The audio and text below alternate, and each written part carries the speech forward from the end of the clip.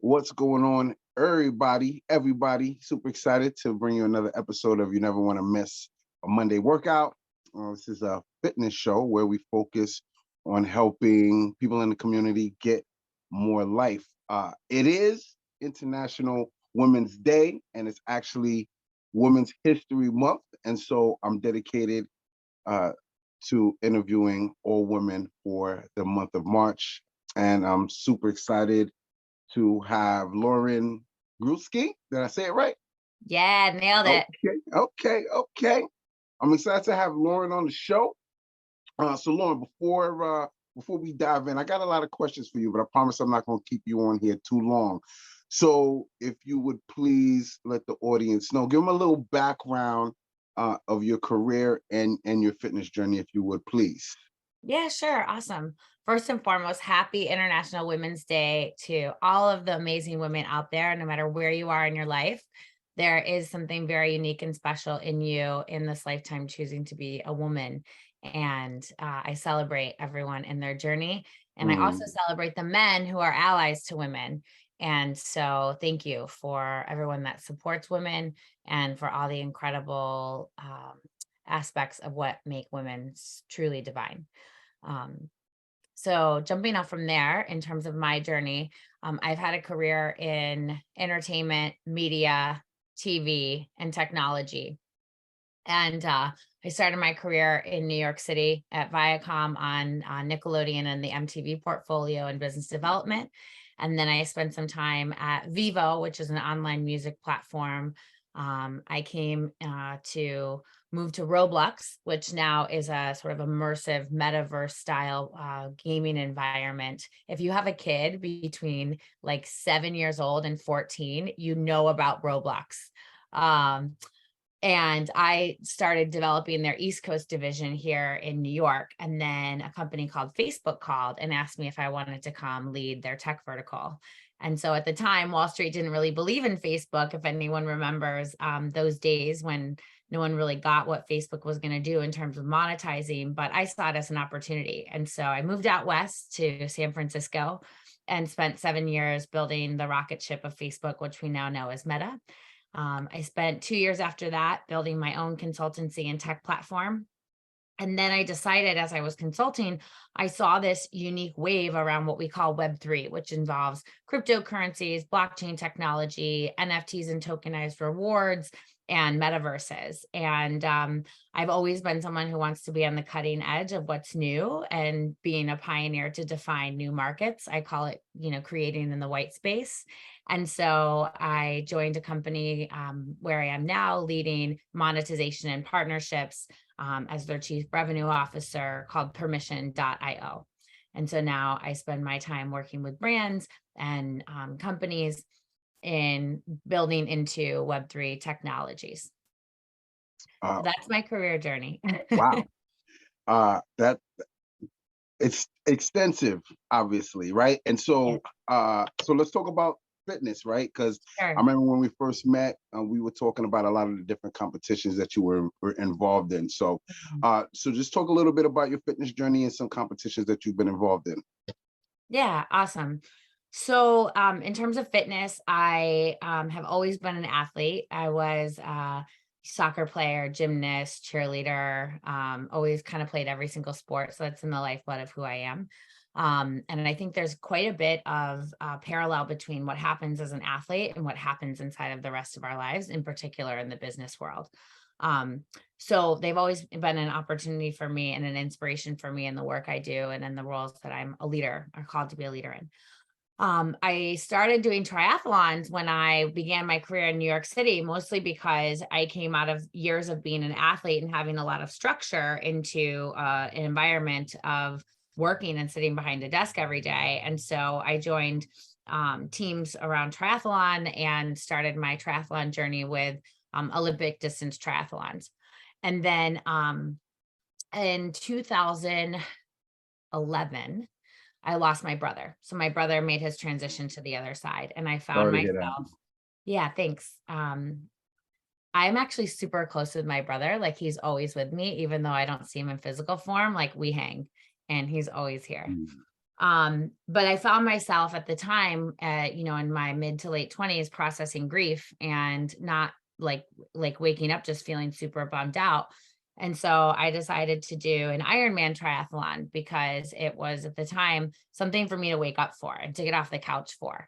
And so I started my journey as an Ironman triathlete, probably one of the most challenging things I've ever done. But if anyone who's ever experienced grief is an emotion that you have to move through. And so it was a great opportunity for me to learn to move through the grief. And I spent a ton of times out there where I just, on mile 3, when I got 8 miles to go, like bawling, crying, letting it move. And so it was a very therapeutic journey for me. Um, and it also taught me so much about life, and that like when you are on the swim, you cannot think about the run because you're not there yet. You have to be exactly where you are. And so it also started my mindfulness journey in terms of just allowing myself to be exactly where I am. And that is enough. I don't need to be anywhere else right now or bring on additional anxiety, just to be exactly where I am. And then one of the other gifts about being in an Ironman, which is long distance triathlons, is that I learned to connect with my brother's spirit. And so when I race, when I train, like I'm with my brother, it's us together. And there's times where I'm like, oh, this is tough. And like my brother's like, come on, sis, you got this. Like, let's go, girl. I know you got this. So it's been a really spiritual journey for me. And like once you start Ironman, you just keep going. So I've completed 4 long distance Ironmans all over the US. I've done a ton of other distances of triathlons. And fitness plays a huge role in my life, whether it's, training for a triathlon or trying to increase my speed at Orangetheory. So, it's like everything to me is an opportunity for us to grow, whether it's a long distance run or your first 5K or just trying to like get a few more seconds off your catch me if you can at Orangetheory. So huge part Thank of my you. life. Thank you for sharing that story, Lauren. I can definitely resonate with what you're saying. I lost my mom in 2020 is when I started OTF. Yeah. And actually when I started hiking, and hiking is my therapy. Yeah. OTF really helped me get through the journey of the loss of my mom. And it was truly life-changing for me. Mm, And I always encourage people, if you're dealing with grief or loss of a loved one, everybody deals with grief a little bit differently.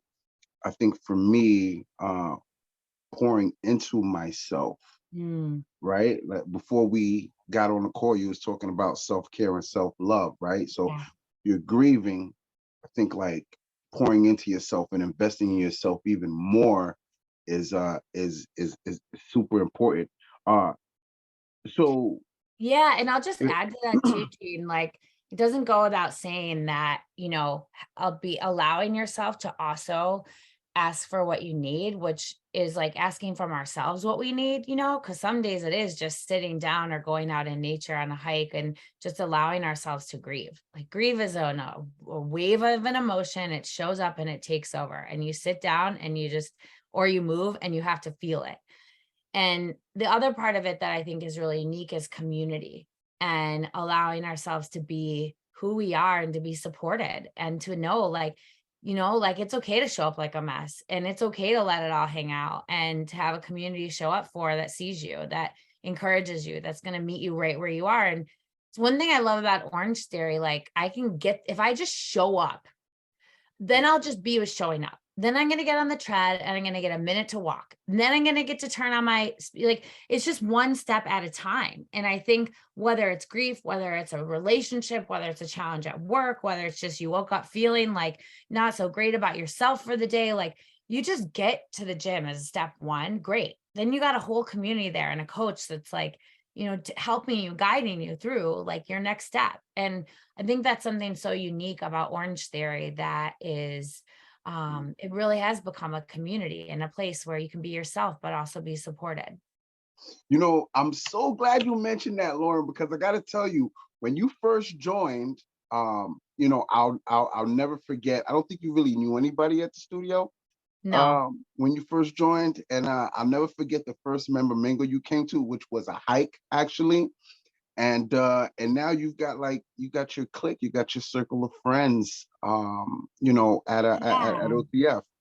Yeah, like I've got like friends that OTF that I like, have their phone numbers and we do things outside of it. But then I also have like people that are just like, oh my gosh, it's the 6 a.m. crew or the 8 a.m. crew. And like we know each other's names and you get to know a little bit more about people every single workout, every single day. And I think that's something really unique and special about the relationships and the bonds that you have with people there. And yeah, I mean, it's like a whole collective community, whether it's like your unique friends or people that you see every day, that we just all encourage each other and are in this, unique community together.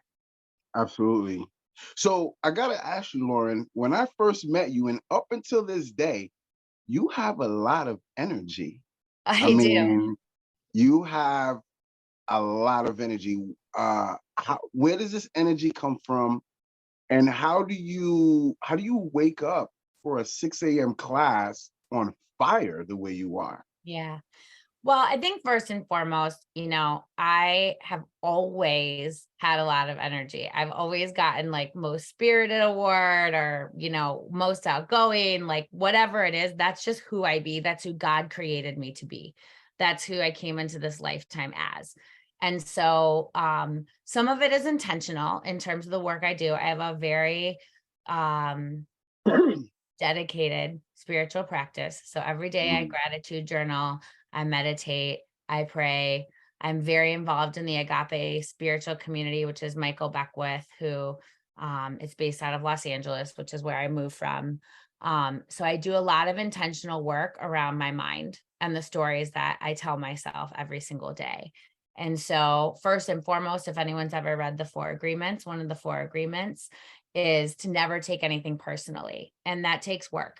That takes intentionality. So if someone says something negative to me, it has nothing to do with me. It actually mm, has nothing to do with me. They could have a request of me and I could honor that request and I could take sovereignty and see like, is that okay for me to honor? Or is it something that I actually can't agree to? But 99.9% of the time, life is just about us all growing through our own experiences. And it's an invitation to love someone more if someone says something negative to me. And so, yeah, like, do I get triggered? Of course. But the choice I want to choose into, and I try to be intentional about choosing into, is that like my job is to take care of me. That's it. mm, That's all my job is. My job, it's not my job to make you love me. You get to choose whether you do or not. But at the end of the day, I take care of me. And so I think some of the energy is just that I let go of a lot and I do my best. And look, we're all human, but I really do my best to choose into what is the empowering story right now. mm, And I do this thing with myself on the treadmill, for example, where like it feels good to enjoy the music. So like let's lean into what feels good. It feels good to mm, celebrate life. So I'm going to mm, lean into that feeling and give myself permission to fully be alive, to fully celebrate. And mm, I don't really care what anyone else thinks. Of course, I've had my own experience with Orange Theory and learning like, what is we can't woo on the treadmill. Like some people get scared. So I don't woo on the treadmill anymore. I sing a little quieter, but you better believe I'm still experiencing full joy in myself. mm, And the other piece is like, I have dialogue with myself on that treadmill. So like when the coaches are like, there's a 1 minute all out, I'm like, man, 1 minute. And I just say to myself, like, I'm right here. I got you, mm, girl. Like, I'm right here. And if you want to slow down at any point, we can slow down, but we're going to try. We're going to try one more. And if it's too much, we'll scale back. But mm. like, I'm just constantly having this conversation with my inner dialogue that is like, I'm here. I got you. We're good. If you could break down again, because I think that's so important what you just said, right? Like you're celebrating life. So elaborate on that for a little bit. Yeah. Well, first and foremost is like, and it's okay. Like what I think in any environment, it's understanding like, okay, so what are sort of the rules of engagement within an environment? Just to break this piece down. Cause this was a part of my journey at Orange Theory. Like I got feedback, like you're a lot, like you're pissing off some of the members. So it's never my intention to piss someone off or to trigger someone. Like my intentionality behind it is to be like a contributing, productive, loving member of the community. That's my intention. And so if that's not like what's received, that's not necessarily my responsibility. But what is my responsibility is to play within the requirements, or what is sort of the rules of engagement around the gym, or in this example, Orangetheory. So I think, once I got clear on what's acceptable in terms of like rules of engagement, meaning like you can't woo on the tread because people get scared, or it's just we're not allowed to woo on the tread. Okay, cool. Like I got feedback, I can't stretch and pull my leg over my head. Well, okay, cool. Like I got that. I won't do that anymore. I'll be more discreet. Like all good. But it's first and foremost, just in this example, it's like clarity on what the rules of engagement are in the environment. And so on my behalf, like when I got the feedback, I got clear, like, okay, cool. These are the rules of engagement. So how can I then bring my authentic self inside of what here is the rules of engagement? And that's like how I took that feedback and adjusted to it. And did it trigger me at first? Sure. Did my little girl who thought like someone was making fun of her or mad at her show up and get like triggered? Of course she did. That was my job to be with that part of me that felt triggered, that felt like my feelings were hurt. Yeah, they were hurt. I'm human. But at the end of the day, I love coming to Orangetheory. I have millions of friends there, and I can find my way in this journey. I can find my way in the environment. So that was my work. And then in terms of like, who I be and like how I show up, believe me, my whole life I've triggered people. We all do. We all have our way of doing that with someone. This is my way. Like I am bubbly. I am pink. That's who I be. And I can't stop being me because I want someone to like me or because I want to win someone over. I can just be me. And what I can guarantee and what I'm committed to is loving people for who they are too. They don't need to be like me, and I'll never be like them. We all have unique fingerprints for a reason. And only who we be. I'm the only one that can be Lauren. And if I'm not Lauren, no one else will be it in this lifetime. And I would invite the same thing about Jean or anyone else, is like, let's have a world where we can all be us. And I would also invite, like, I don't waste my time gossiping about people. I don't waste my time. I spend my time celebrating people. And if that's something like, I will celebrate you, I will celebrate life, like that's what I want to be. So I'll just invite that too. Like if there's something you can find to celebrate about me, like let's do that, and I'll celebrate you.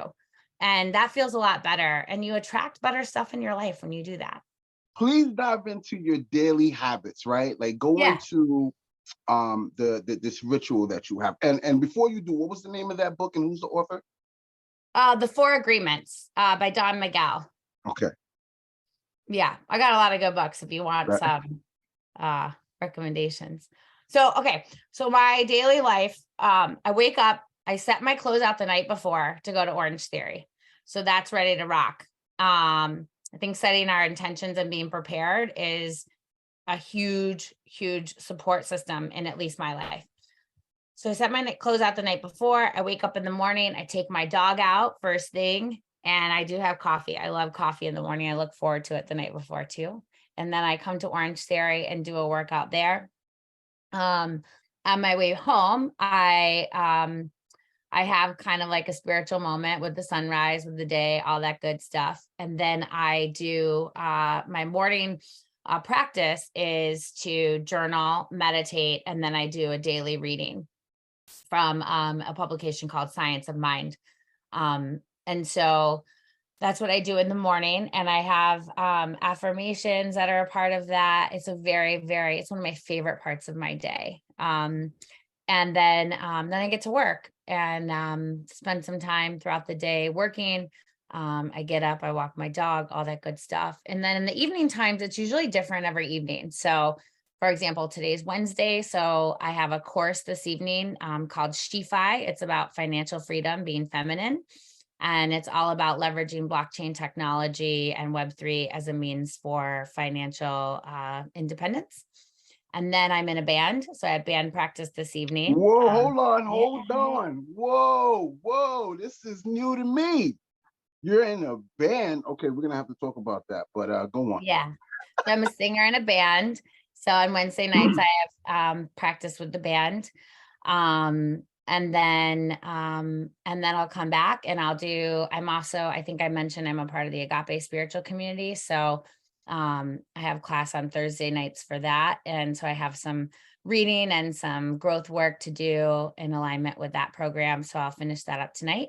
And then before I go to bed, I take vitamins and have like a self-care routine, which like you can turn anything into this like beautiful self-love. So when I brush my teeth, like it's like a self-love moment, I get in there with that floss and it's like, how do I take good care of this? And so washing my face, brushing my teeth, very much a self-care ritual. And then I usually read before I go to bed, and it just helps me fall asleep gently. So these daily habits slash routines, right? It's not like a morning thing. It's almost like a all day thing for you. You Oh got your yeah. morning routine, you got your midday, and you got your evening. I think that's beautiful. And how has these routines helped you in developing you into the successful woman that you are today? Yeah, it's a great question. I found myself in Silicon Valley when I worked at Facebook. It was like my whole career was my whole identity. It was everything about who I was. I gave Facebook, I was like, here's the measuring stick to my value. Go ahead and tell me where I fit on it every single day. And so what that did was it meant that everything that I was doing to invest in me was me only showing up for Facebook, for my latest performance review, for my latest marks by my team, for my latest marks by our clients. And what I learned in that process was that my number one job was to take care of Lauren. Now, it wasn't easy because it came in very painful ways for me to learn those lessons, but it was the opportunity for me to start to do. And it started very simply with like putting a glass of water by my bed and setting my vitamins out for the morning. And so like I slowly but surely started picking up these habits along the way that that essentially were about feeding me. That my number one job here is to take care of me, and then I can show up for others. Then I can show up and give what I'm uniquely called to give. And so I share that story because I think it's an evolutionary process that we're always learning and adding to. I joined a spiritual community when I moved to Los Angeles, and it taught me new types of habits like meditation. Like, how do I do meditation? And the way I meditated 2 years ago is different than I do now because I was new to it 2 years ago. So I guess I'm sharing this in that, like, I really believe the ways that we care for ourselves can be super small things. And it's just about being mindful of what those things are. So yeah, like now I feel like I have much more of an intentional practice around self-care, and it's easier for me to do without feeling guilty. Like I've dealt with all of that along the journey of like, if I invest in me, I'm not giving more to others, or if I like fully own my role, like are other people going to like me still, like AKA codependency, like Mm. so much, but it's a process. And I still like, I wake up and work on it every day, and takes one, having incredibly supportive people around me and people who, can see me for the truth of who I be. And the second thing is like being really honest with myself and making space for me to like be all of me. What is agape for those Agape. that don't So know? the word agape is like the highest form of pure love. That's what the word agape means. But the agape community is a community that was founded by Michael Beckwith in 1984 or 85.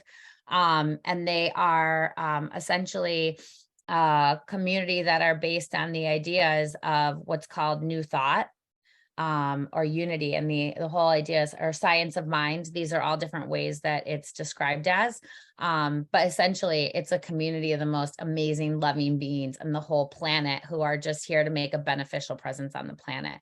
And so we just do a lot of really intentional work in that, what do I want to say? Like the whole idea is, and it's not a religion, because religion can be filled with dogma. Okay. It can be filled with like rules that you have to follow, and that there's good and bad and evil.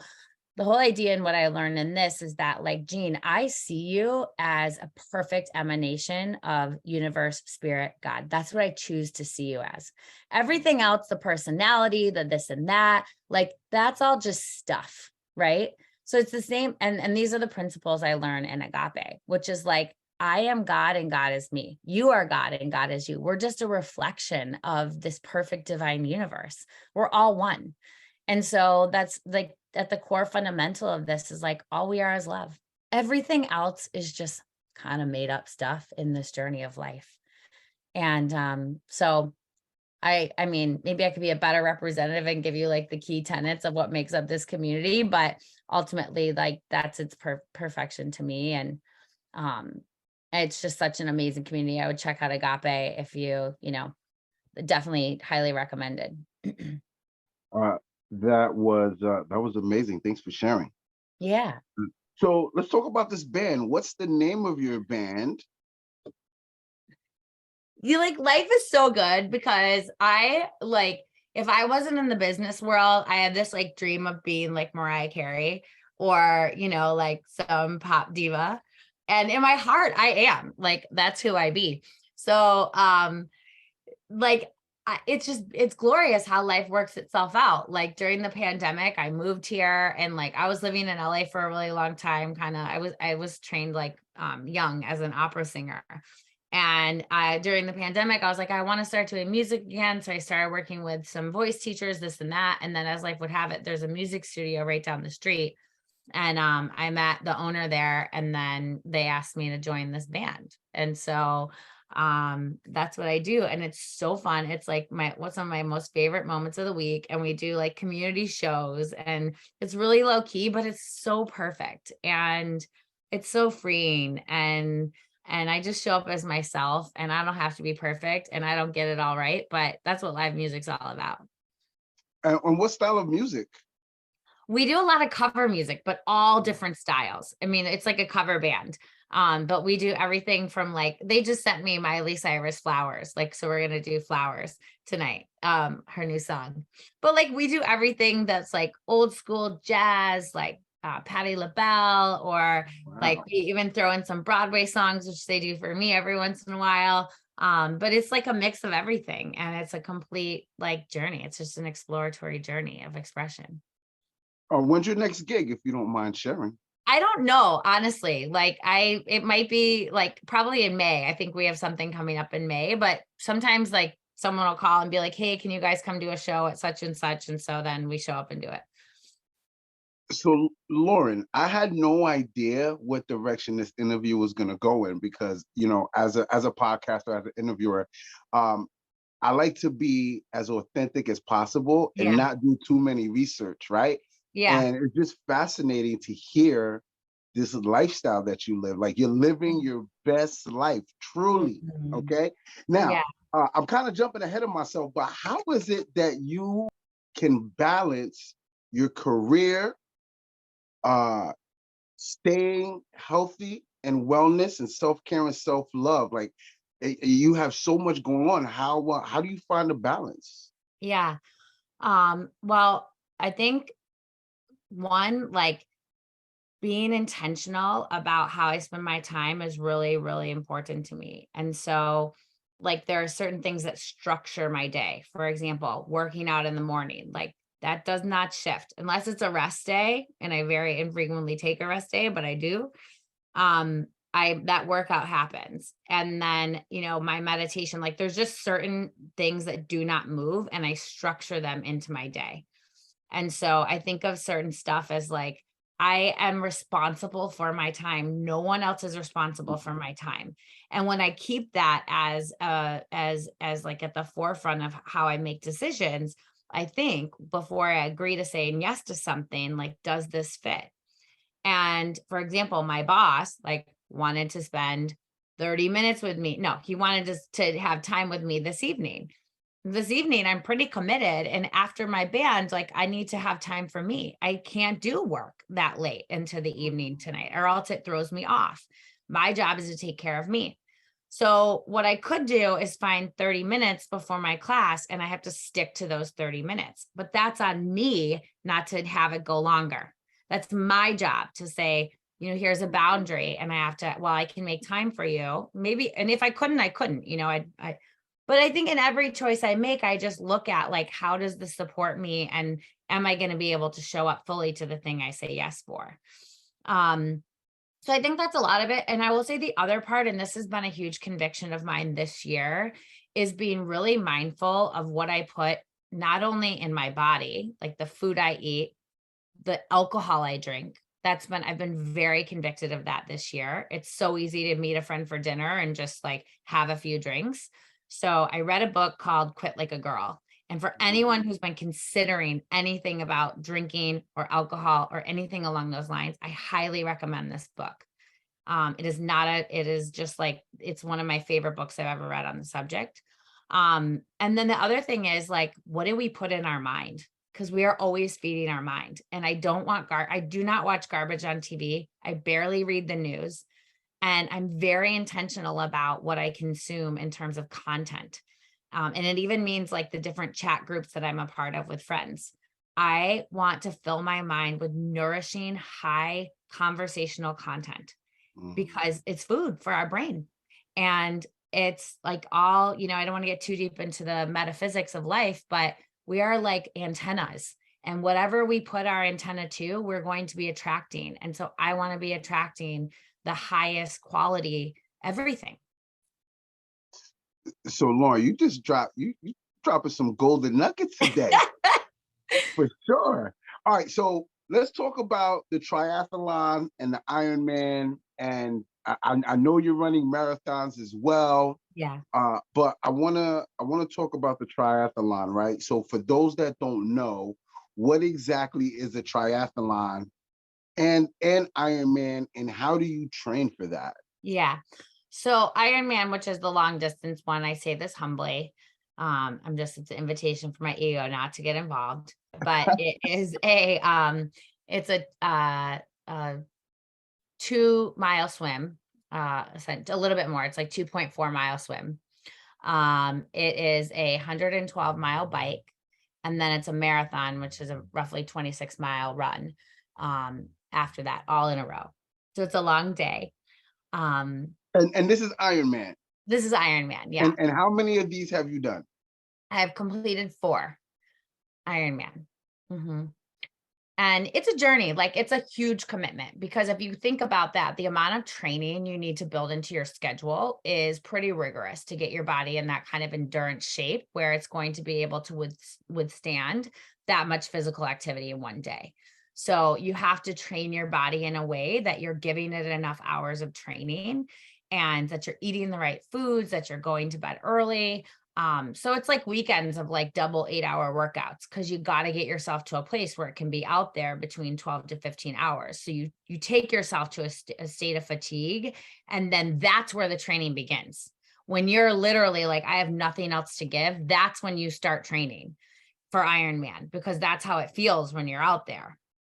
So you got to get your brain to like, no, okay, this is just a feeling. I can get past this.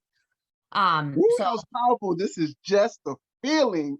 I can get past this. Okay. Yeah. Hey. So yeah, that's where the training begins, is when you feel like very exhausted. And it's a fine line between like actually feeling exhausted and like knowing when your body is telling you it's time to take a break. And so that just comes with the training. Like you have to be in the game of life in order to be able to learn those things. So there's been times where I pushed a little too far, and there's been times where I've stopped too soon. And that's just a part of the game. Like you're not here to get it perfect. You're just here to play. So that's that. And then I will say, like, I've always been supported with teams. Like that's the best way I train. Like I need to have people that are counting on me, and I need to count on others. And so I've trained with a number of different teams. I've done a ton of training with Team in Training, which raises money for Leukemia and Lymphoma Society. So I've probably raised more than 6 figures over the years for that charity while training for triathlon. But some of my very best friends come from those communities and have held me up in days where I felt like I didn't have more to give. Tons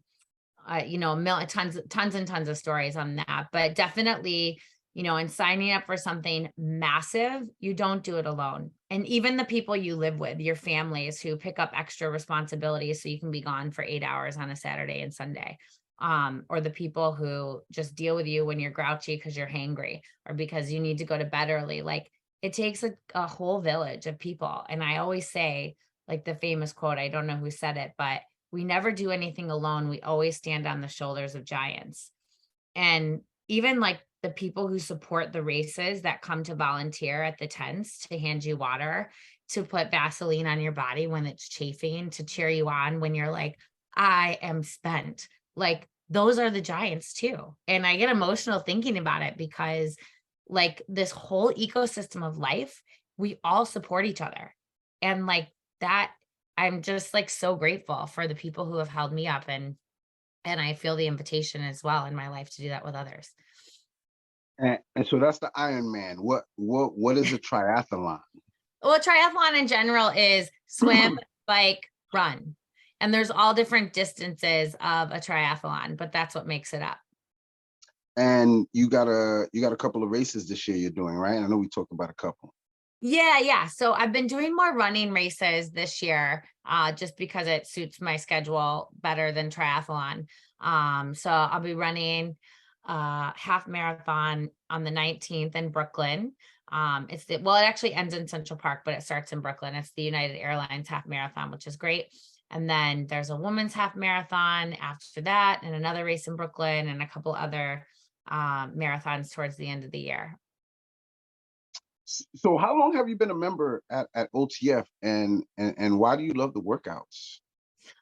So I became a member with Eugene because you were like, I was like, yeah, I don't think I'm gonna come that much. And you were like, yes, you are. And I was like, okay, where do I sign?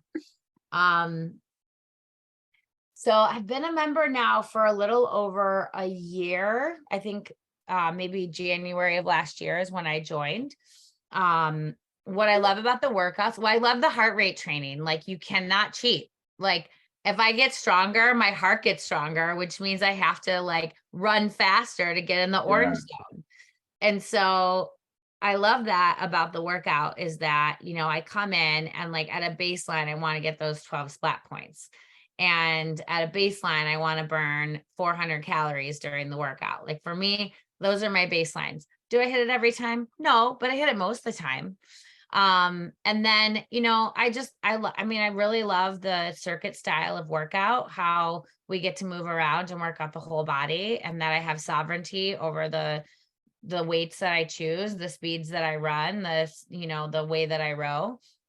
I love the community at Orangetheory. I think it's a really special, unique community of people that support each other, that show up and vibe and love each other.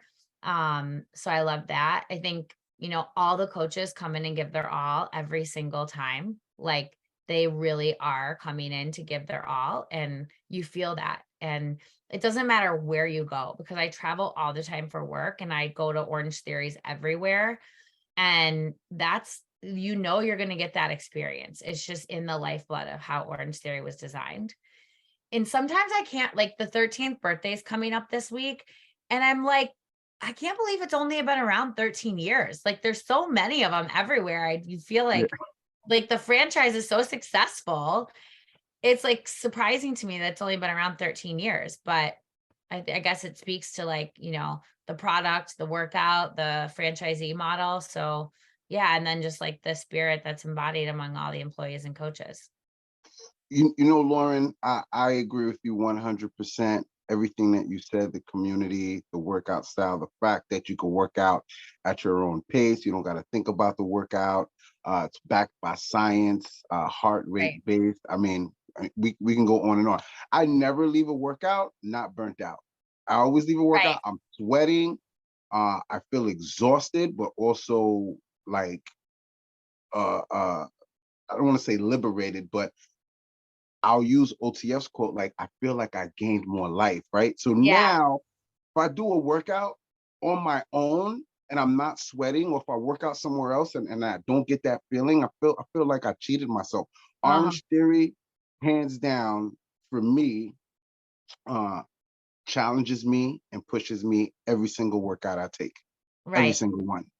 And I love the benchmarks, right? I love the Yeah, signature workouts because it also shows you like how you're improving and where you are and the things that you need to work on.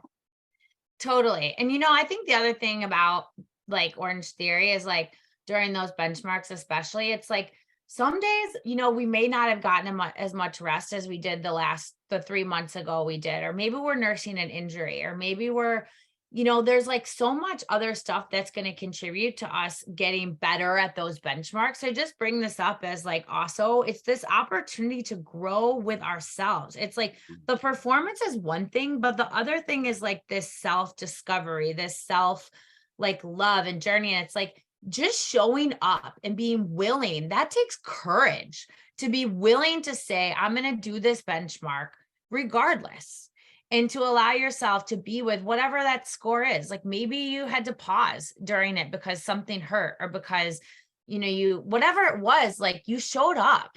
And I think that in of itself is like whether you get the benchmark or not, and I have to be with this with myself, it's like I came and I'm going to celebrate that.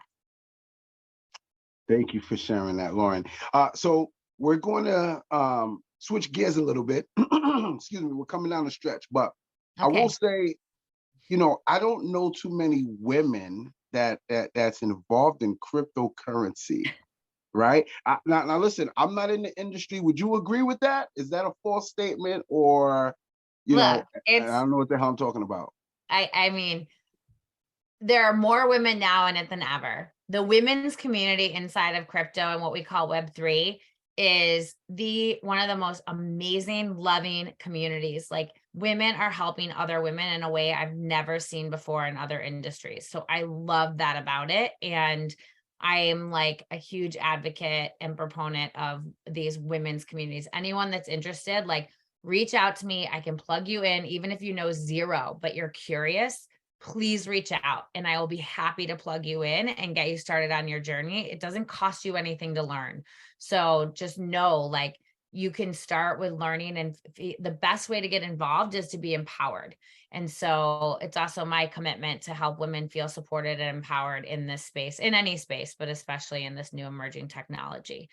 That being said, yeah, there's a lot of guys in the space. There's a lot of men in the space, the same where there is in any industry, quite frankly. I mean, that's like in terms of like Wall Street and some similar parallel industries to crypto.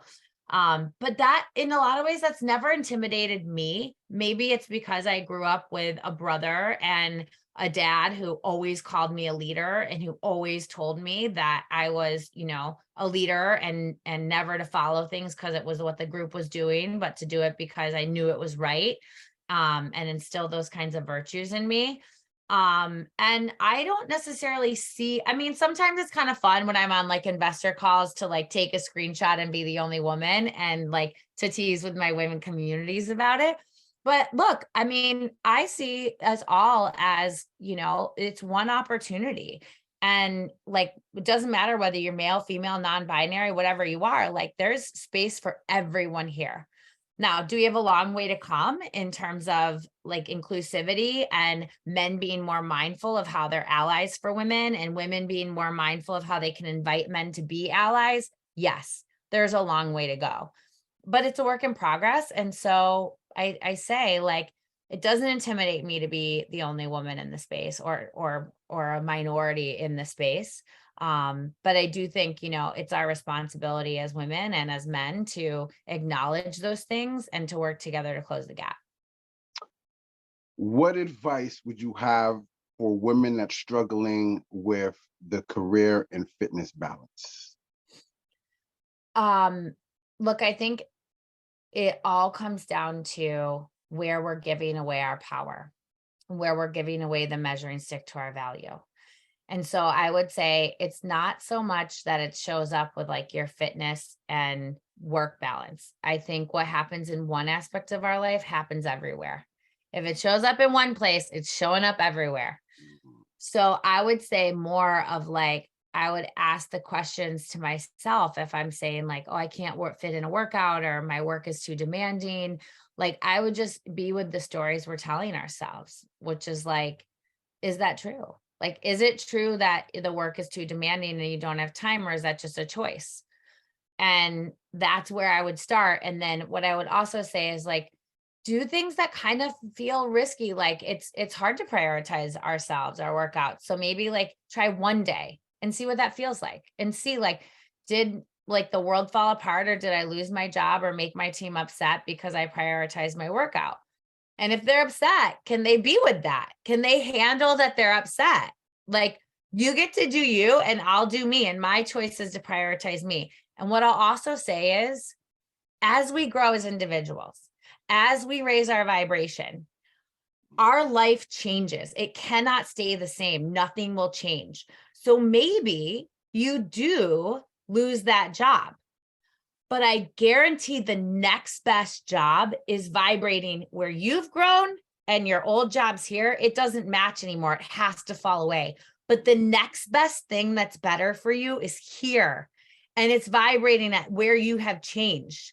And so it's also okay. I know it's scary, but it's okay to grow and become a higher vibration of yourself, because what's old will fall away and the new better fit for you is going to be there waiting for you. And it feels scary. I know I've got places in my life too. I'm working on that, but that's the truth of our being. I'm so glad you mentioned that, Lauren. I just started studying vibrations and frequencies, Cool. and how they really have a major impact on our lives. All right, coming down the stretch, top 3 secrets to success in your personal and professional opinion. Success is aligned to our values. So we have to be clear around what our values are and what society's values are. And so I would say first and foremost is get clear on your values, what's most important to you, and allow that to be how you think about what success is. It doesn't need to be a huge bank account, a big house, a fancy car. Those are material things. And if you value that, great. But if you're just valuing that because society values it, it might not be what fulfills you. And when you get all those things, you'll still feel empty. Maybe you value love. Maybe you value fun, adventure. So allow yourself to be led by your values and not what the media or society or the consciousness of the collective says that your values should be. So that's the first and foremost thing. Secondly is, we are all responsible for our own experience. So when you find yourself blaming, oh, my boss did this, or oh, the workout sucked today, or oh, the food I got was raw, whatever the external thing is, we are all responsible for us. So I would say the second piece is taking full responsibility for our lives and being mindful when we want to blame outside of ourselves. Everything outside of us is an invitation to heal something in us. So taking responsibility for our lives is the third thing. And then the last thing I will say is being in the inquiry of what is mine to give. And when you ask that inquiry to say, what is mine to do? What is mine to give?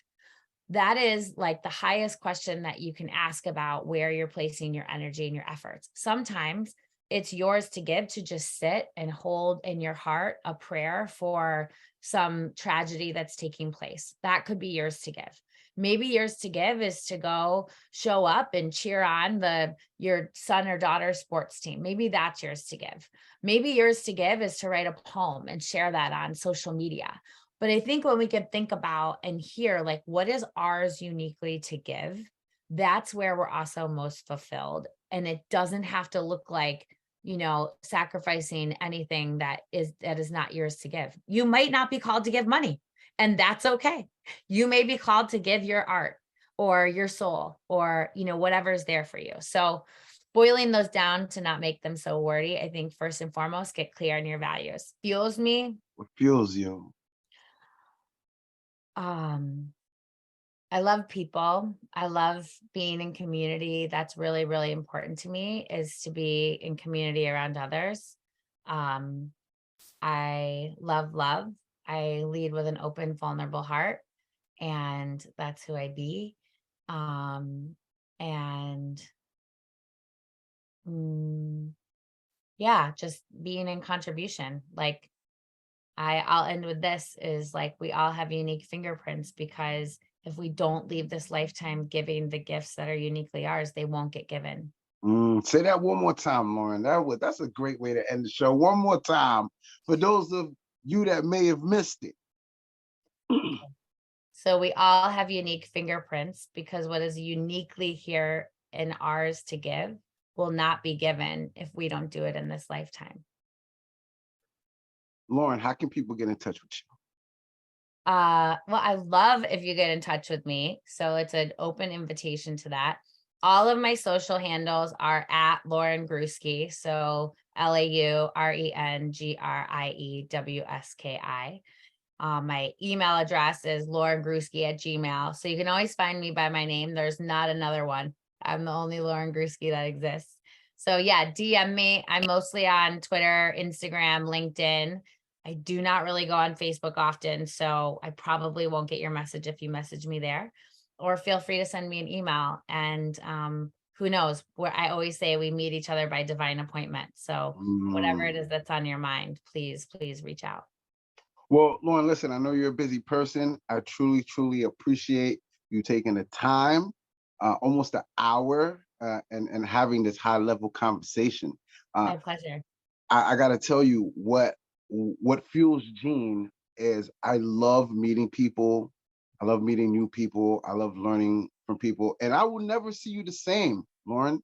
It'll never be the same for me ever again, because I know you a little bit deeper now, and not just for the OTF community, but for everybody else in the world that gets an opportunity to hear this interview. I truly feel as you've added a tremendous amount of value, not just to women, but to everybody. So once again, I truly appreciate you being on the show. You never want to miss a Monday workout. What doesn't challenge you, doesn't change you. There's only two type of people in this world: those that make it happen, those that make excuses. Your body's a slave to the mind. Your goals don't care about how you feel. Your goals only care about results. All right, nobody's coming to save you. Nobody give a damn about your problems. Most importantly, nobody owes you a damn thing. You owe it to yourself. I got more life. Come get you some.